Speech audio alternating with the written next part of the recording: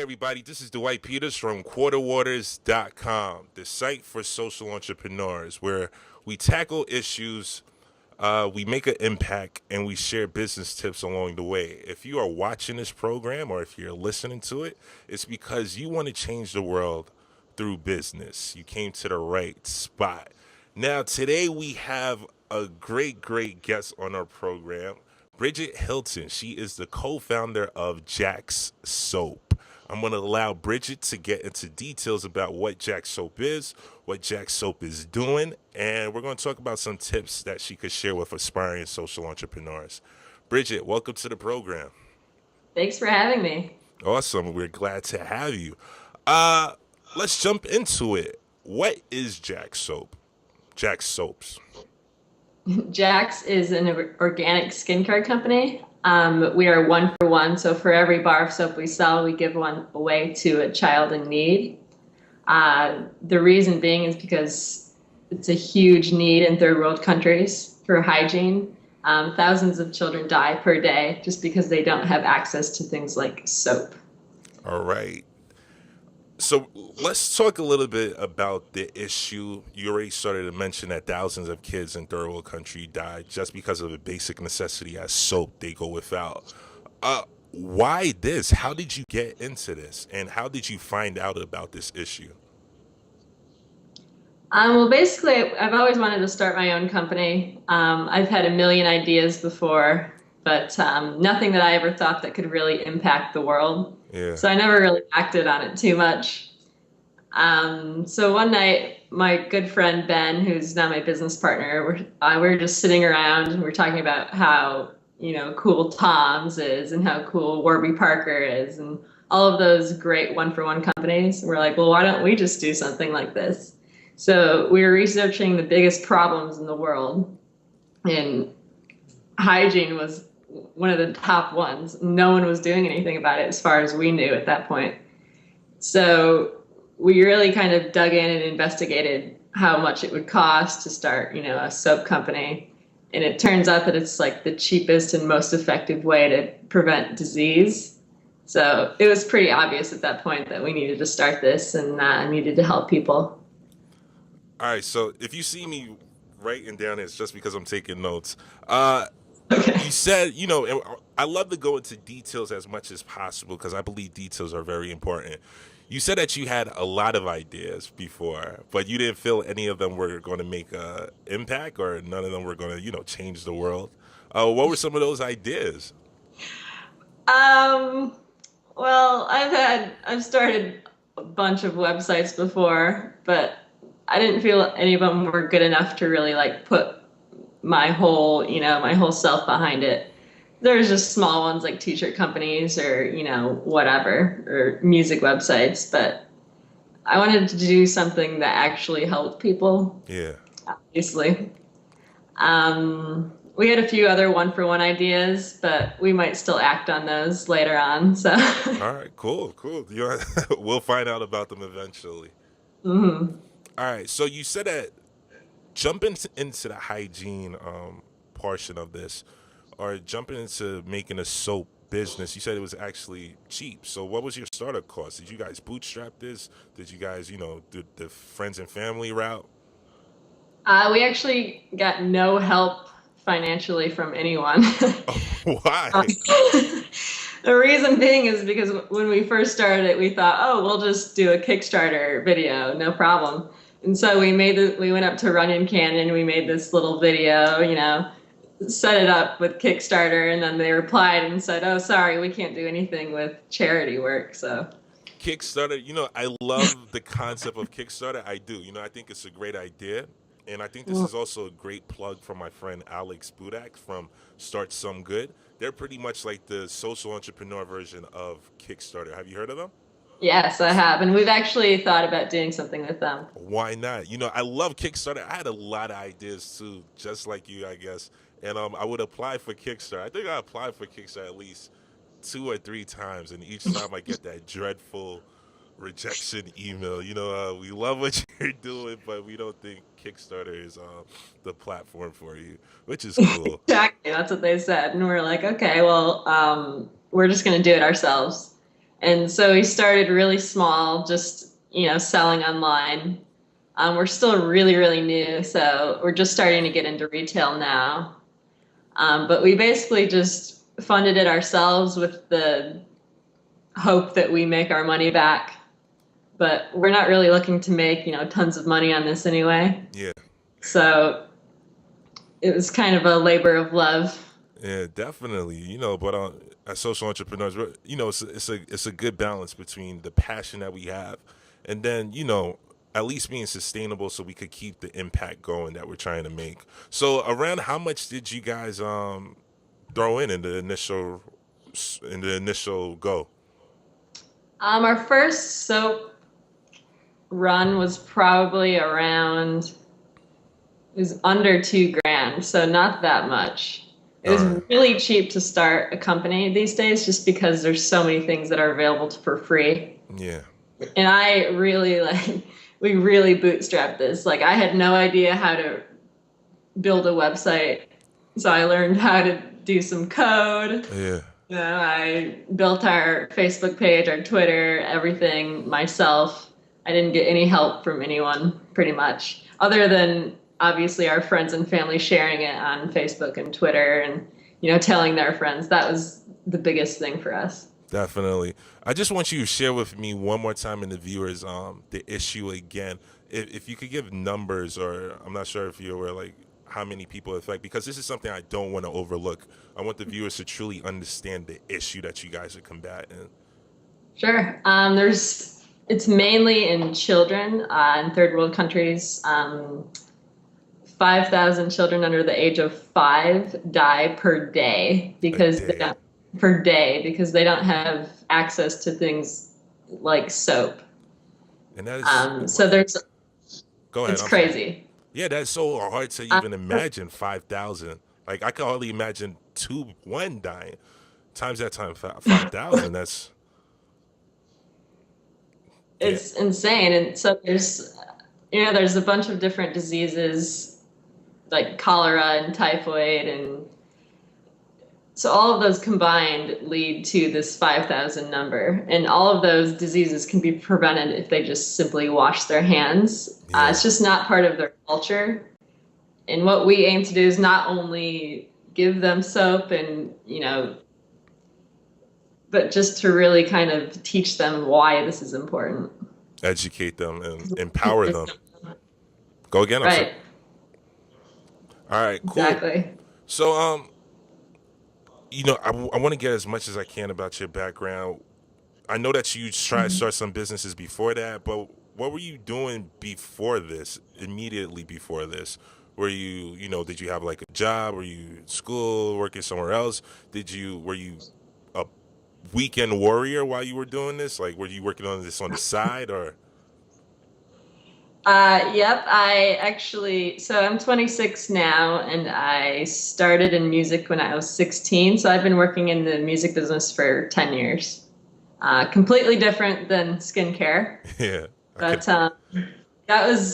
music is it's a huge passion of mine. So I always kind of wanted to work with that.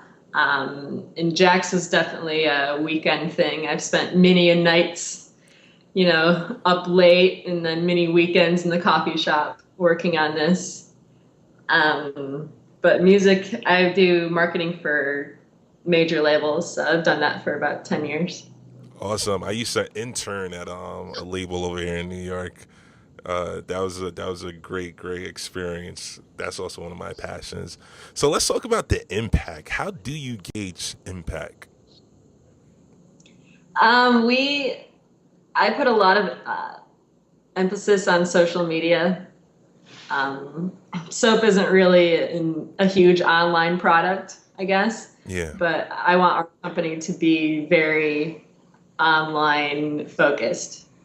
So I've done a lot of my time is spent on, gaining Facebook followers and Twitter followers and talking to different social entrepreneurs online. That's how I would gauge my impact for now. Obviously, sales is most important because that's how we get the most soap to the other countries. Yeah. So now we're just online. February 1st, we're starting to be sold in local shops in San Francisco and LA. And then from there, we're going to approach Whole Foods, Sprouts, other, chains like that. All right. So as soon as we get into that, I will be pretty happy. There we go. That's the goal to set. I personally love what you guys are doing. So, ex- you're talking about you're in local shops, mom and pop shops, and you guys just built those relationships and just went in. Yep. We just basically approach them and say, here's our story. We have a great product. We have great packaging, at least in our opinion. Yeah. Uh, please carry our product. We do a lot of begging. Hey, you got to do what you got to do. Matter of fact, that's actually a good lineup for my next question. As in, what are some of the challenges that you guys face? My challenge was definitely I didn't know much about this industry and I didn't know anything about working with charities and, Ethiopia or Kenya or anything like that. I mean, it's pretty crazy. It's been a huge learning experience. So I think that was mainly the challenge, and also not having any financing, which is a challenge and really kind of a great thing as well because Yeah. you learn how to do things for free and you learn to count on people. Like I have a friend that's a photographer, so I it's like I'll buy you dinner if you take pictures. Yeah, you have to barter services. Exactly. And my cousin does graphic design, so she helped us out with the packaging and everything. And so I'm not having to pay people to do these things. So that's a challenge, but also a good thing. Awesome, awesome, awesome. Have you had the chance to actually go over there and visit? Not yet, but we are planning to within a few months. So Okay. I'm very excited. And another thing, So so we're using the money that we make from it to go over there. all right, cool, so that you could get even a better understanding of it. So if I buy a Jack soap today, one of them will be donated through the nonprofits that you're working with, through the charities that you're working with. Is it going to be the same type of soap, or how does that work? It's actually different, and that's where our business kind of differs from other one-for-one companies. So the soap that we sell in the US is made here. It's organic, it's vegan, it's, cruelty-free, Yeah, recyclable packaging, all that good stuff. yeah, But soap that we sell overseas, so we're working with a charity in Ethiopia where we're working with the local soap makers to kind of boost their local economy. So we're actually buying the soap from local people in Ethiopia instead of shipping it overseas. And that's not a good carbon footprint to yeah. ship tons of soap overseas. Yeah, that's definitely one. And like you said before, you're actually helping the local economy, which is empowering. That's the main focus. That's the main thing that we would like to focus on over here, just empowering people. Now, I asked you for some tips via email, and you mentioned a lot of interesting things that I love. Uh, tell aspiring entrepreneurs about what you do on a daily basis of trying to contact 5 people a day and why you do it. I wanted to make a small goal of 5 people a day just because if I don't, then I don't want to get complacent or, not do something every single day. So even if it's just contacting, your social entrepreneurs, even like someone like yourself or someone, Journey Back or something like that. Try to do that, and then I can connect someone in press every day, someone at retail that like carries Wait, products. you're breaking up. I don't know if it's the internet connection or. There you go. Try it Yeah, I don't again. know. You want Yeah. me to just start over? Just whether you're connecting with retail people. Mhm. So I contact 5 people that could include press, retail, their social entrepreneurs, or someone that I think would be interested in our product somewhat. Awesome, awesome. Um, it's good to network. It's good. You never know who you might meet, and you never know who they could introduce you to help you push your cause. Absolutely. I network all day long. I love Awesome. it. So, what are you reading now? Right now, I'm reading a book called Anything You Want by Derek Sivers. He started CD Baby. It's a really good book. It's very short, so I'll probably finish that in a day. I also am reading the new Richard Branson book, Screw Okay. Business as Usual. Yeah, I need to get You a should check copy of it. that. Yeah, definitely. I try to read every single day, no matter what. I love books, and I think they're extremely inspiring, and that everyone should read about, just things like that. So simple, but make a huge impact on you. All right. I also like to, which is kind of part of the reading thing, I also like to disconnect a little bit. I'm online all day Yeah. trying to talk to people and, working on Facebook or the website or whatever. But how hard is that? Like Uh, I find myself personally looking at my iPhone at 3 o'clock in the morning on Twitter, trying to see what social entrepreneurs are up, who retweeted me, just to see who's joined. How do you do that?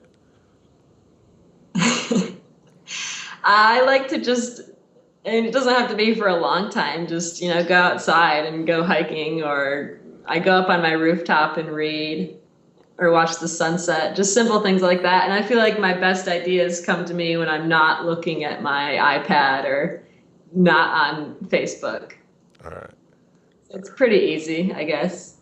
All right. Cool. It might be easier in LA because it's always warm. Yeah. Just go outside. You got it nice over there on the upper coast. Uh, how did you meet your co-founder? I We actually actually I work actually should have together. asked you this from before. This should have been one of the first questions I asked you. But yeah, how did you meet? We work together at the record company. He lives in San Francisco, so we are not in the same city, which is good and bad. He can meet other people that are up there, and I can deal with the LA people. But it's a little harder when we need to get together, whether it's for an interview or for, making ideas for video or whatever. Yeah. So we met, I've known him for about 6 years, 7 years. We've always lived in different cities. I'm from Michigan and he's from Texas, and we've moved all over, but we've always kept in contact. And I always kind of knew that he would be a good person to start a business with because he has different strengths than me, whereas I'm all about marketing and all about, social media and meeting people, networking. He's more, the salesperson. All right. And he'll do things that I just have no knowledge of. And that's what it's all Such about. as creating an invoice. I'm like, I don't know how to do that. And that's what it's all about. Finding somebody with complementary skills. You don't want somebody that knows everything you know. You need somebody that could bring the extra piece to the puzzle, and then you guys could, make a beautiful picture, which you guys are doing. And if I have an idea right now, what should I do? You should just do it. Just do it. Don't Life wait. is short.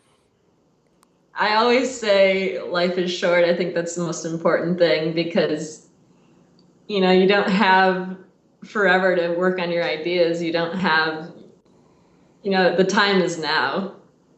So I would say just if you have an idea, research it first, make sure there's no major companies doing it already. And even if there are, you should still try to put your own twist on it. I just think it's so easy to start a business right now. Yeah. If you want to be an entrepreneur, you should do it because everyone can have an idea, but an idea can't really change the world. You just need to act on it. It comes down to execution. Perfect. Exactly. All right, Bridget, we appreciate having you on the program. We look forward to having you guys back on in the near future. You guys could come back and tell us how you got into Whole Foods, how you got into the other bigger change, and come back and educate us about the issue again and talk about the impact that you're making. I would love to. All right, thanks for I coming on. love your site and keep up the great work. I appreciate it, man. It's funny. I just came back from New Jersey the other day. I taught Rutgers. I was at Rutgers University, and I taught to their social entrepreneur class.